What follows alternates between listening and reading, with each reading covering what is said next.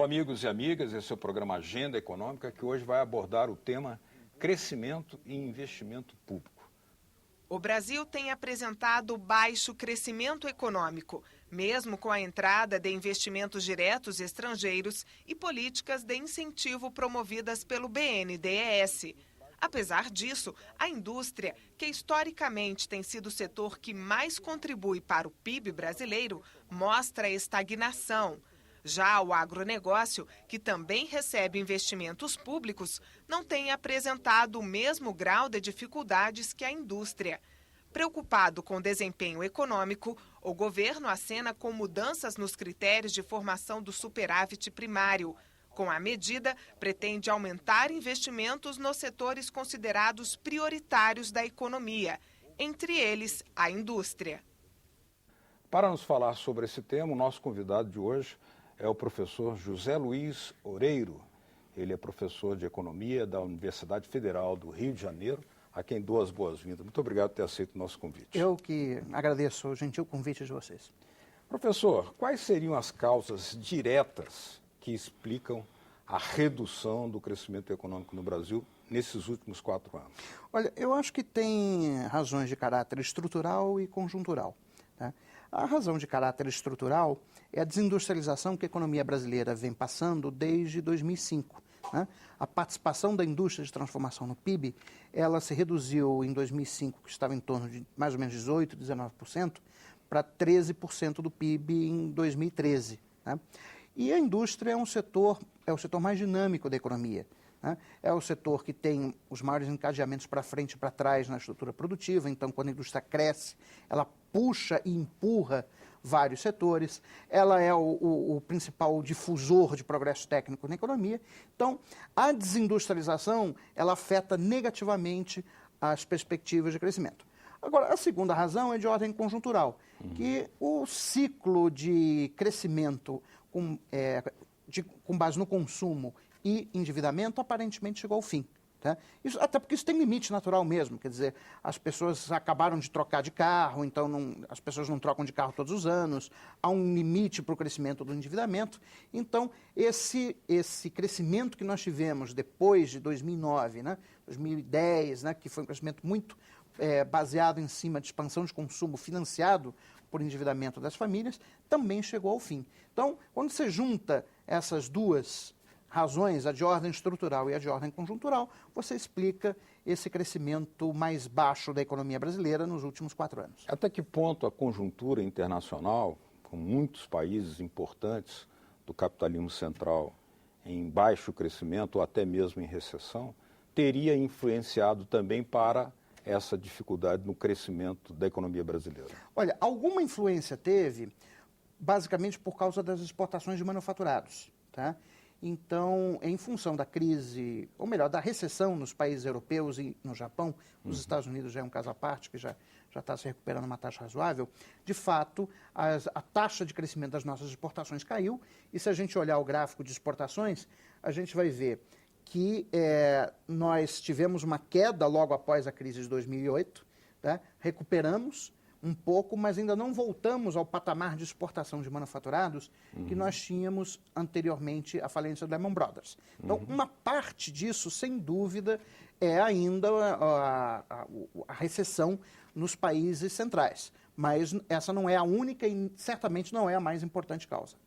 Mas, naquele momento, quando eclodiu a crise, imaginava-se que os impactos sobre a economia brasileira seriam muito mais drásticos em razão da grande interrelação que existe hoje do Brasil com a economia global. No entanto, imediatamente após a eclosão da crise, houve sim um impacto, mas não tão drástico como se esperava.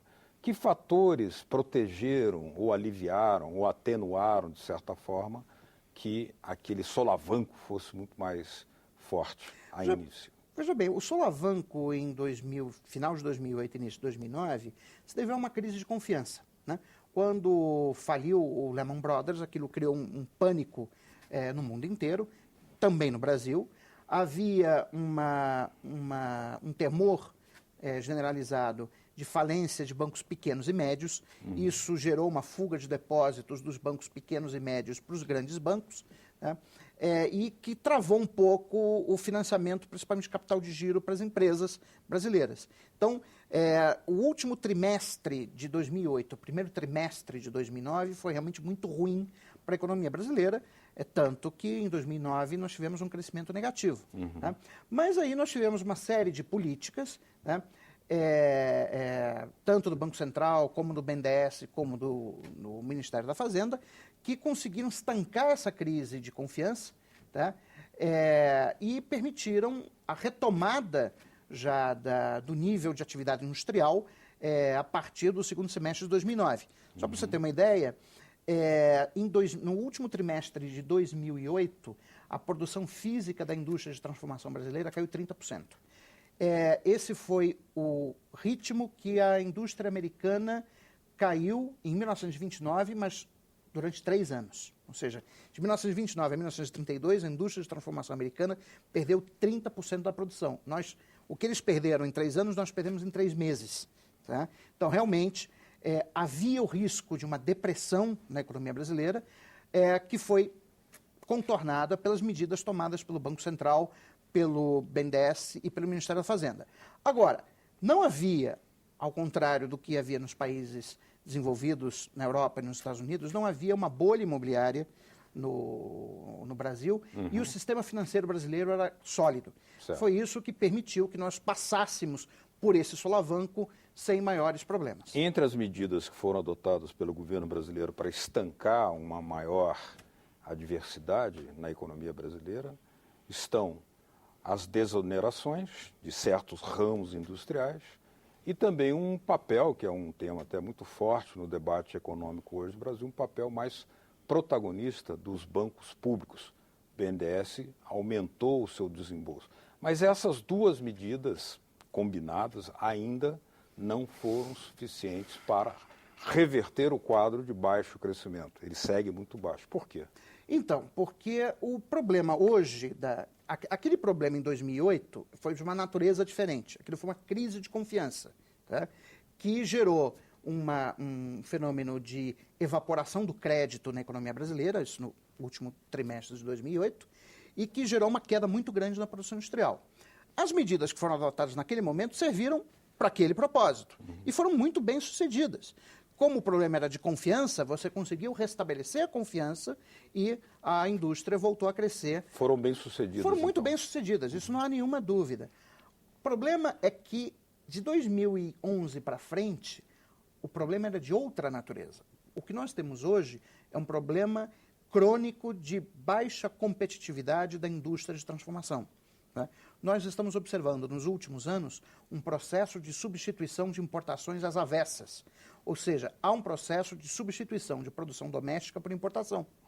O que mostra claramente o seguinte, a indústria tem demanda pelos seus produtos. Tanto que se você olhar 2 gráficos, embora eu não tenha aqui eles para apresentar para o público, mas se você olhar 2 gráficos, o gráfico de faturamento real da indústria e o gráfico de produção física da indústria de transformação, você vai observar uma coisa muito curiosa. De 2011 para frente, o faturamento real da indústria de transformação continua crescendo em torno de 3,5% ao ano. Já a produção física da indústria de transformação está uma linha horizontal. Ou seja, aquilo que o Nakano chama de uma boca de jacaré. Ou seja, o faturamento está crescendo, mas a produção física da indústria de transformação está estagnada. Certo. Então, o que isso mostra? Isso mostra que tem demanda pela produção industrial, os industriais estão atendendo essa demanda, só que não com produção doméstica. Eles estão importando, embalando no Brasil e vendendo no mercado doméstico. O que isso pode representar em termos de ampliar o gap, a distância entre os níveis de produtividade, portanto, de inserção de novas tecnologias em relação a economias internacionais, indiferentemente em relação à economia brasileira? Ou seja, isso não vai ampliar o fosso, não trará mais dificuldades ainda? Com certeza. A incorporação de novas tecnologias, quer dizer, ela não cai do céu, tá? Embora alguns economistas achem que a tecnologia é algo que é um conhecimento de aplicabilidade geral, que meio que cai do céu e tal. As novas tecnologias estão incorporadas em novas máquinas e equipamentos. Então, Quando a indústria cresce a sua produção, ela compra novas máquinas que incorporam dentro delas novas tecnologias e é isso que permite o crescimento da produtividade. Agora, com a produção industrial estagnada há 4 anos, a produtividade do setor industrial também está estagnada ou caindo.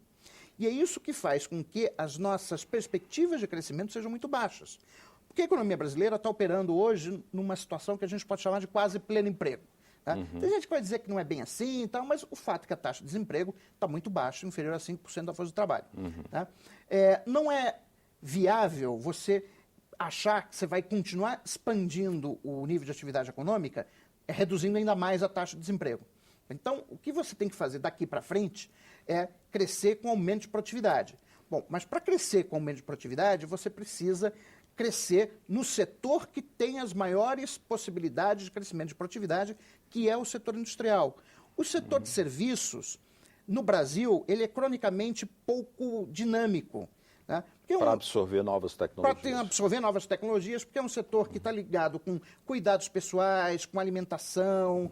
Né? Ele não é um setor dinâmico como você tem em países como a Suécia, como o Japão, como os Estados Unidos, que são serviços muito ligados à indústria. Os nossos serviços não são ligados à indústria, são ligados muito ao consumo pessoal.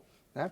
Então, você não tem perspectiva de crescimento de produtividade com base no setor de serviços. Já, por exemplo, numa indústria aeronáutica, por exemplo, aí cabem muitas alternativas de inclusão de novas tecnologias. Ou indústria aeronáutica, química, teleeletrônica, automobilística, produção de material ferroviário, por exemplo, indústria naval. Quer dizer, você tem uma série de setores industriais onde a produtividade pode crescer muito rapidamente, desde que a produção industrial esteja crescendo, o que leve os empresários a investir na ampliação e modernização do seu equipamento, o que vai levar ao crescimento da produtividade.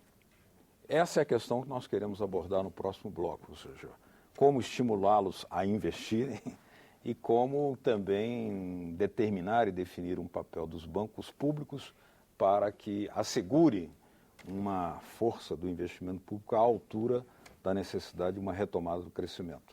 Voltamos já no Agenda Econômica. Até lá.